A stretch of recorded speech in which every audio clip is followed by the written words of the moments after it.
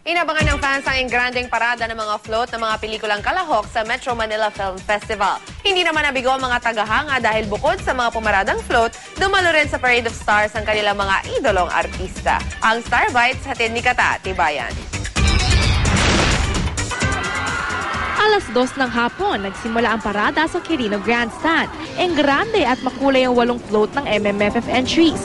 Kabilang ang Pixie Fairy-inspired design ng pelikulang si Agimat, si Enteng Cabisote at si Ako. Full force ang cast members. Sotong costume, kabilang na sina Bossing Vic Soto, Senador Bong Revilla Jr. at Julian Santos. Dumalo rin sina Riza May Dizon, Jose Manalo, Wally Bayola, Gwen Zamora at Sam Pinto. Pink and glamorous naman ang design ng float and GMA Films sa Saucy Problems. Kumpleto at enjoy na enjoy ang 4 na It Girls na bida sa pelikula na sina Rian Ramos, Bianca King, Heart Evangelista at Solen Yusa. Mistulang Noah's Ark naman ang float ng Thy Womb na pinagbibidahan ni Nora Honor. Nakasakay naman sa kabayo sa Emilio Aguinaldo ang bungad na design ng float para sa pelikulang El Presidente.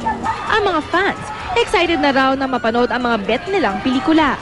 Maasahan nyo na mas malaki, mas maganda at mas masaya ang pelikula natin ngayon. Merry Christmas sa inyo lahat. Mas merry ating Christmas kung susuportahan natin ang Metro Manila Film Festival. Maligayang Pasko. Kita-kita tayo sa sinihan. September 25! Sobrang magkaibigan. Please watch the Linya Bong Pamilya ninyo sa December 25, Saucy Problem. Rian, what's the question? No. Okay. Please watch Saucy Problems December 25. Kata Tibayan, GMA News.